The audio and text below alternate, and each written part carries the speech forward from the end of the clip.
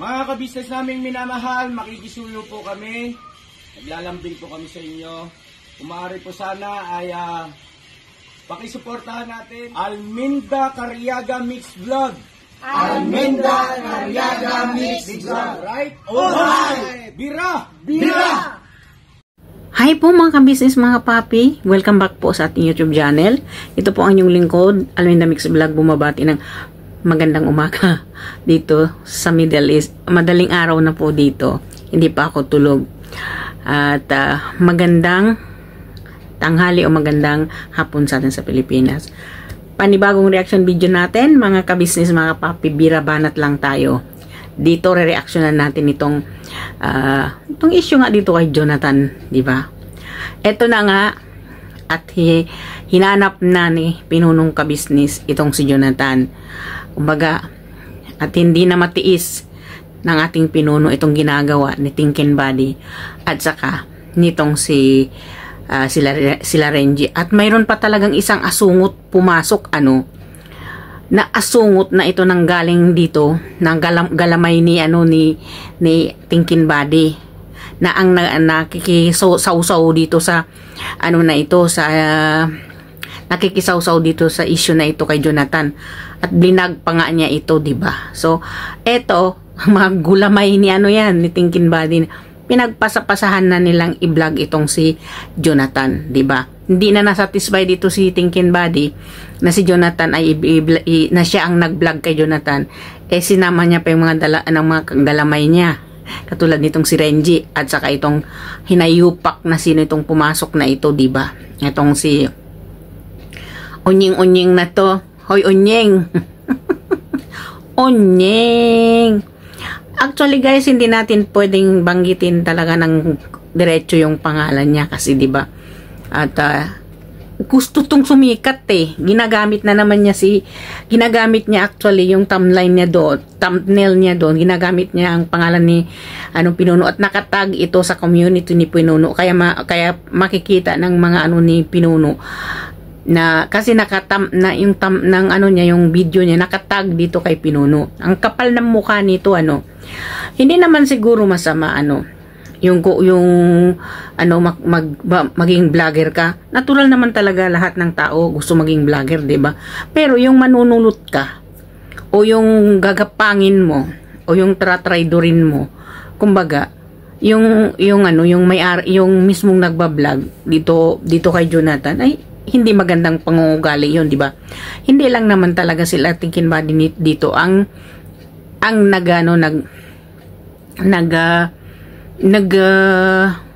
nag-vlog. Mayroon pang isang gulamay ni Tinkin Body ang pumasok dito. Isa daw siyang kaibigan ni Tinkin Body, matagal na daw silang magkakakilala. Nagsasama daw silang nagba-vlog nitong si Tinkin Body. Well, dito sa'yo mo makisaw-saw ka man lang.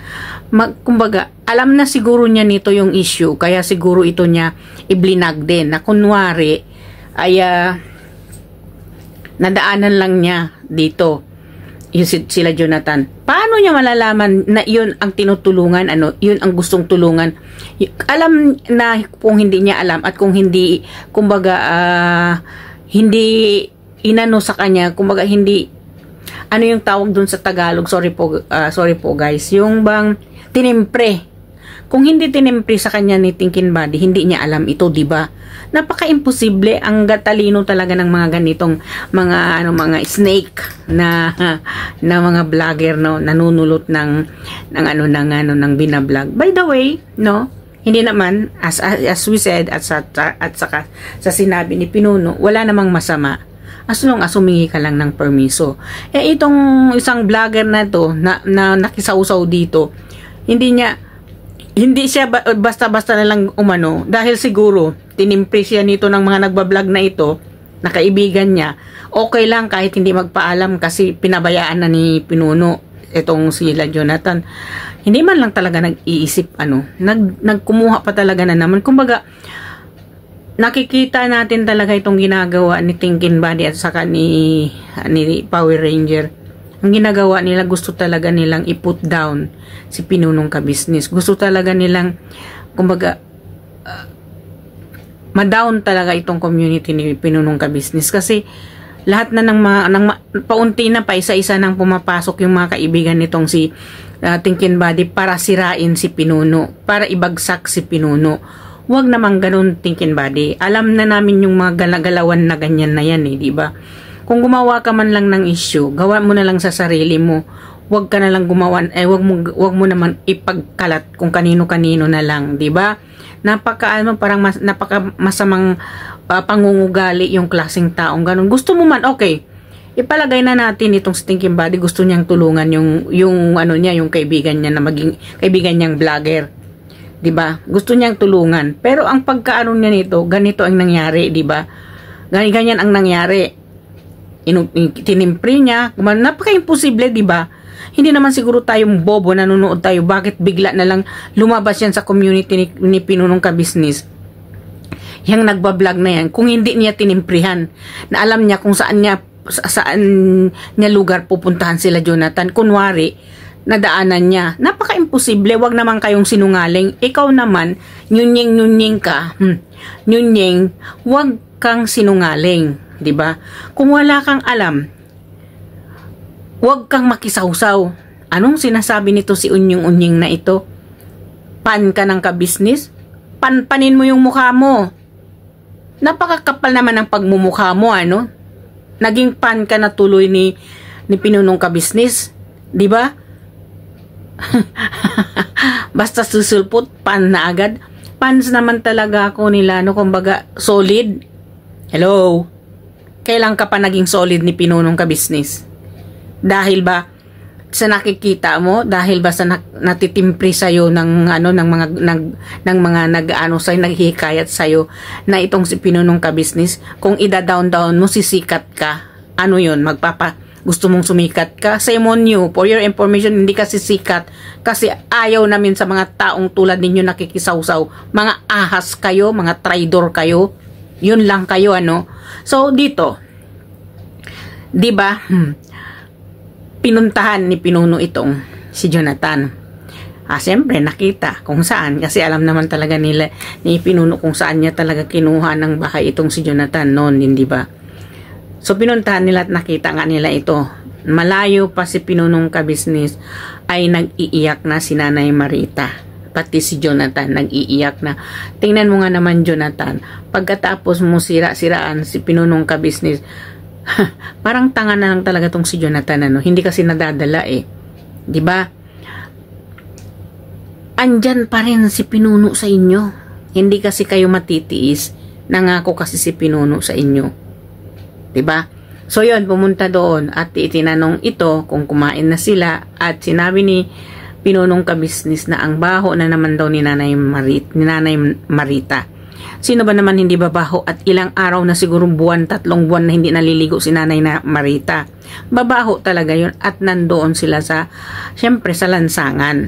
'Di ba? Ngayon, tinanong niya kung kumain na raw. Na itong si Jonathan, marunong naman daw talaga itong dumiskarte ayon kay Myra pag sa pagkain na ganyan. Minsan pumupunta daw doon sa kanila, minsan pumupunta doon sa dati nilang inuupahan. Kasi mabait naman talaga yung dati nilang inuupahan nang umalis lang sila na hindi talaga sila noon naman pinaalis. Dahil nga pa sa kadumihan nitong si Jonathan, napakatamad talaga itong si Jonathan. So yun na nga at tinanong ni Pinunong Ka-Business, booking tuloy ang mga ahas. Booking tuloy kayo ni Jonathan. Akala ninyo bingo. Ang sabi lang naman ni Ka-Business sa kanya, binabag ka na pala, marami ka na palang nagbablog sa'yo, sikat ka na pala. Hindi naman kuya, binablog nila ako, binibigyan nila ako ng pera pag binablog nila ako. Bingo! Binibigyan pala ninyo, mga suhul-suhul ninyo, mga suhulero pala kayo, Thinking Buddy, at itong si dalawang mag-asawang itong si Renji at saka si LB, itong si LB nakaartehan nito, kala mo naman kung sino. Kung mag-inarte ka naman, nag-inarte ka naman yan sa pagsasalita mo, yung perfectly, 'di ba? Yung namang sinabing pangit ka, 'di ba? Maganda ka nga eh. Kaya nga ang arte-arte. Kaarte-arte jud. Kung magsalita itong si LB, di ba? O, mambas kayo kung gusto nyo mangbas. I don't care. Di ba? Tapos, ito, tapos na tuloy. Sorry po. Ayun, binuking kayo. Sinusuhulan pala ito. Suhul lang naman ang tawag doon. Di ba? Sinuhulan ninyo itong si Jonathan para i-vlog nyo. Tapos, pakunwari itong si Stinking Body, nagagalit na pabalik-balik doon si Jonathan. Gustong-gusto rin naman pala kasi binuking kayo, nabuking tuloy yung mga kagaguhan at katarantaduhan ninyo ni Jonathan, di ba? Sana naman, kung gumawa kayo ng ganun, yung hindi kayo mapahiya at masupalpal sa media. Alam niyo naman na sa social media tayo, ano? Ngayon, supalpal tuloy kayo. At eto pa ang binurgar nitong si Jonathan. At sinabi niya kay Pinunong Ka Business, sinundo daw siya ni Renji dyan, dinala doon sa bahay ni Renji. At sinabihan daw siya, sabihin mo sa vlog na ikaw mismo ang pumunta sa bahay namin. Hinanap mo kami. Nako, bingong bingo, B-I-N-G-O, bingo, B-I-N-G-O, bingo. Yan, lumabas tuloy yung mga kasinungalingan ninyo, mga pagtatraidor ninyo. Diba? Nako, nakakagigil lang talaga kayo, diba? Hindi na lang kayo nahiya para sa content ninyo, mangahas kayo. Diba? Sasabihin, pumunta si Jonathan sa bahay ninyo, yung pala, kinuha mo si Jonathan dyan sa kanila kung saan sila nakapwesto na tinimpri sa'yo nitong si Thinking Body na pwedeng i-vlog si Jonathan. Sa bagay, no? Hindi naman natin pwedeng sabihin hindi alam nitong si Thinking Body ni Renji kung saan si Nanay Marita nakatira. Kasi on that time na lumipat sila, nandyan pa to si Renji, di ba?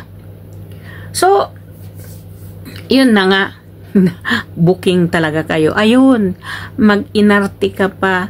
Ay naku, Jonathan, nahahabag naman ang puso ko sa'yo. Awang-awa ako, naiiyak tuloy ako. Yeah, tears of crocodile. Tears of crocodile ba yun, Ma'am LB? Charis! Nako naman. Kung umiyak ka naman at naaawa ka, ilabas mo naman yung luha mo. Huwag yung crocodile tears, di ba? We. Di ba? Ganon. Ayun, binuking tuloy kayo ni Jonathan na sinundo ninyo si Jonathan doon at scripted, mga ka-business, ang galing ninyo. Si Pinuno nga, pag gumawa ng teleserye niya, hindi scripted. Pero kayo, matalikod, scripted pa. Naku. Diba? Di na lang kayo nahihiya. Hindi man lang ninyo ginamit yung para igalang kayo ng tao. Hindi man lang nyo ginamit yung pag-iisip ninyo na matatanda na kayo, diba? Hindi naman sa sinasabi ko hindi ako matanda, Baga magtanda pa nga ako kaysa sa kanila. Pero at least maisip ako, charing. Mukha bang matanda na? Joke lang po yun, di ba? Oh, inaamin ko talaga matanda na ako. Di ba? Ilang taon? 5 years? 4 years? Senior na ako? Di ba? Proud ako na ganito na yung edad ko, pero at least wala pa naman akong mga rankles. Sorry po Tatawanan lang natin na itong mga crocodile tears nila. Yung mga kadramahan nila. Di ba? Ang drama nila. Ginawa talaga nila.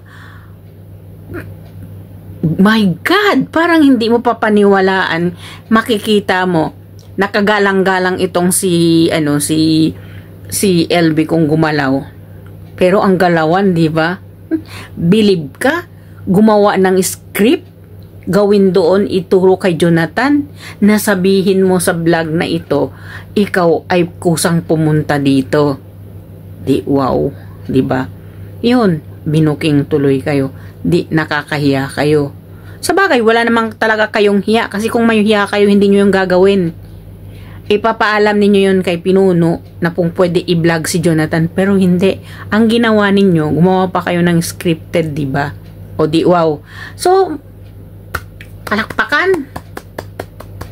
Congratulations, Best Actress. Mag-award ako sa inyong tatlo. Di ba? So, yun nga, ang pinaliwanag ni Jonathan.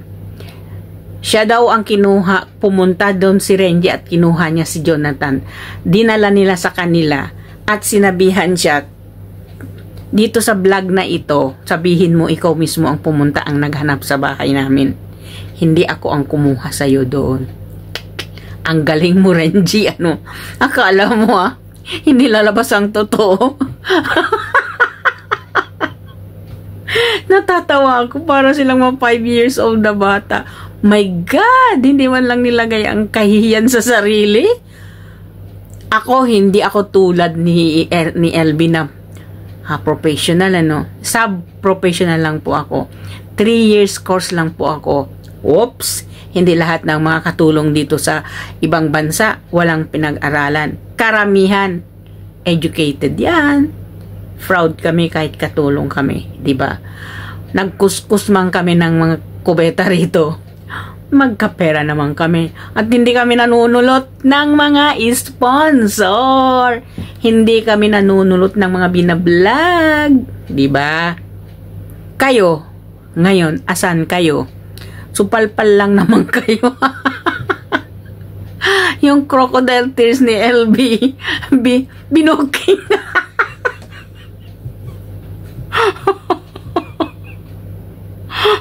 Sorry po. Pinuno, sorry. Yung crocodile tears ni LB, binuking nyo, Jonathan. Ano ba tong reaction ko? Katatawa-tawa. Tinatawanan ko yung sarili ko. Hindi kong sorry po. Kung naalala ko lang yung paiyak-iyak siya na tinatawag nilang crocodile tears. Binuking ni Jonathan. Ikaw talaga, Jonathan. Yan. Hindi may something si Jonathan. Matalino yan. Tingnan nyo, binuking kayo.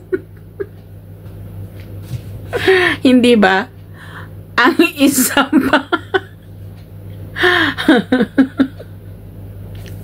Binibigyan daw siya ng pera pag i-vlog siya. Natural mukhang pera yan si Jonathan. Mukhang pera yan si Jonathan, for your information. Diba? Diyan nga kay Pinuno, lagi niyang inuutakan si Pinuno. Ayaw magbayad ng upa dyan sa bahay. Kahit binibigyan siya ng trabaho ni Pinuno dyan, pero si Pinuno pa rin ang magbabayad ng upa ng bahay niya. Hindi ba? Yun pa kaya, ibablog ninyo walang bayad. Eh di, wow. Ano? Ano kayo? Ha? Yun. Ginawa lang ninyo yung sarili ninyong katawa-tawa dito sa ginagawa ninyo kay Jonathan, di ba? Yan kasi ang mahirap. Ito naman si Thinking Bad at saka si Renji. Galing kayo kay ka-business. Alam niyo yung pangungugali ni Jonathan. How dare you to do that? Hindi man lang ninyo naisip mapahiya kayo sa bandang huli. Ayan tuloy, binuking kayo ni Jonathan, pinahiya kayo ni Jonathan. O ano ngayon? Supalpal kayo? Embes maganda yung records nitong si Thinking Body dito kay Pinunong ka-business. Kasi alam naman po namin talaga wala siyang bad records dito kay ka-business. Maganda ang records nitong si Thinking Body kay ka-business kasi after all na nawala siya doon, wala naman talagang narinig na gumagawa itong kabalastugan itong si Thinking Body. Ngayon lang dito kay Jonathan. Diba? Dapat sana yung Thinking Body, nagbigay ka man lang ng respeto kay Pinuno. Kasi ang taas ng respeto, ang taas ng tingin ni Pinuno sa inyo, Pinunong ka-business sa inyo, diba? Hindi nga niya iniisip kung ano yung mga ginagawa ninyo. Kumbaga, pinapabayaan na lang. Yun lang siguro na puno na siya dahil marami ng umentrang vlogger dito kay Jonathan. Kasi ang alam kasi ng mga ibang vlogger ay binitiwan na itong si Jonathan. Although hindi naman ninyo napanood na talagang binitiwan o ayaw na talaga ni Pinunong Ka-Business i-vlog itong si Jonathan. Yun pala ay binigyan lang niya ito ng binigyan niya ng example. Ang noon tinutulungan sila ni Ka-Business na sana ay nakinig siya o hindi siya tutulungan, nandoon siya sa gitna ng lansangan matutulog. Forever na siya doon. Kumbaga, pinaparealize lang ni Pinuno kay Jonathan kung ano yung differences nang nandoon siya kay Ka-Business kesa wala siya sa Ka-Business. Yun lang yun. Pero dito kasi kila, itong si Tinkin Buddy at saka sila Renji at saka yung kaibigan ni Tinkin Buddy na nag-vlog din kay Jonathan, namantala sila na hindi umiimik si Ka-Business. Pinagsamantalahan nila yung kabaitan ni Ka-Business sa kanila. Yun. Ang mali pa doon, pati itong kaibigan ni Thinking Buddy ay kinuntsabaw pa nila na mag-vlog din doon. Kasi walang sinong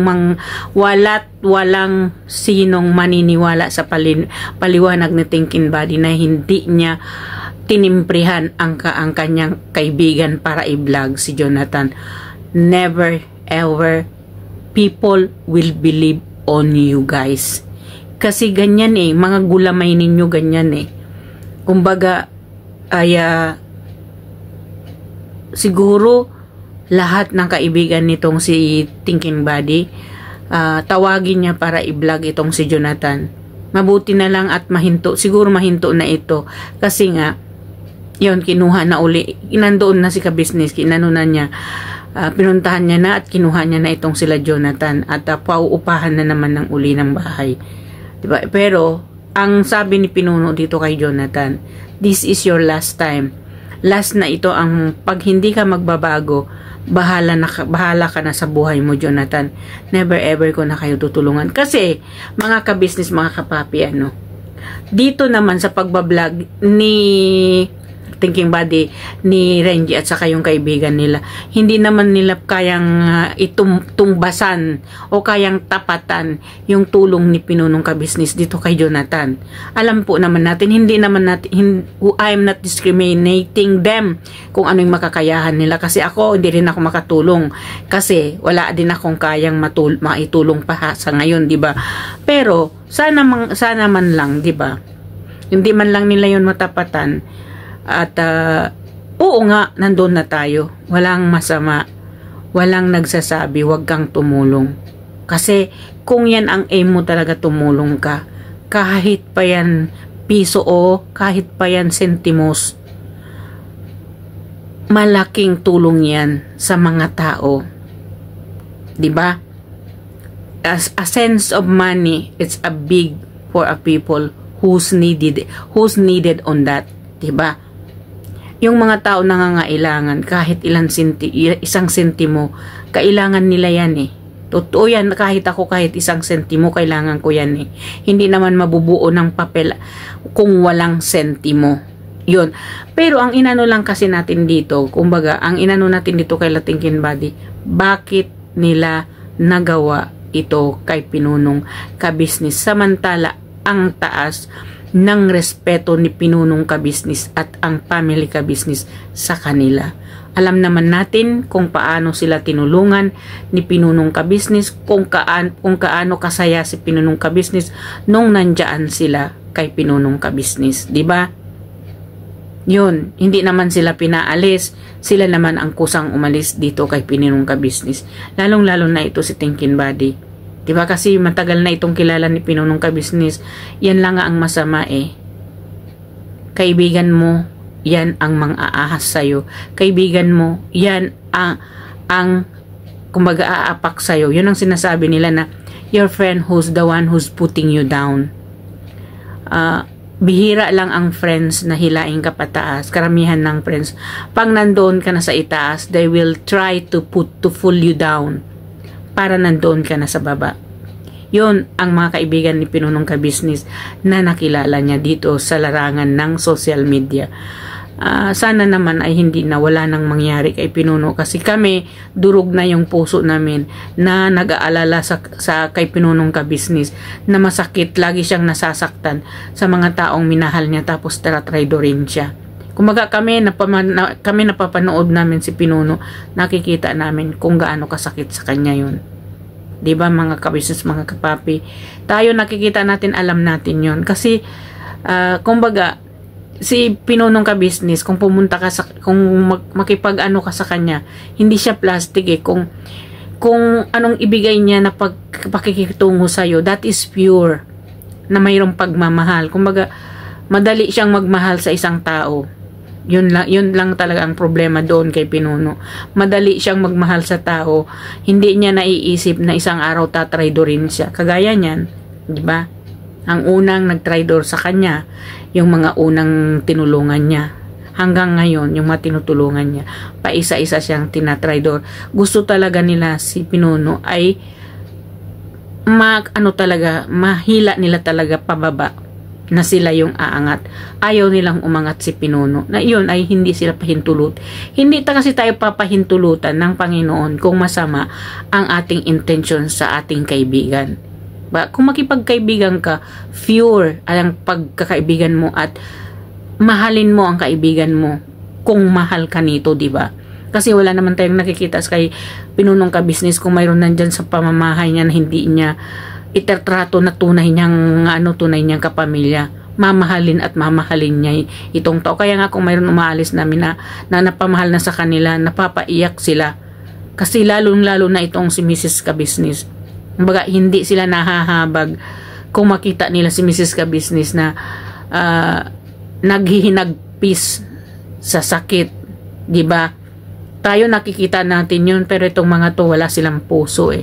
Kasi kung may mga puso ang mga to, hindi nila ito gagawin sa family Ka-Business, lalo na sa Mr. and Mrs. Ka-Business, na alam nila masasaktan ito.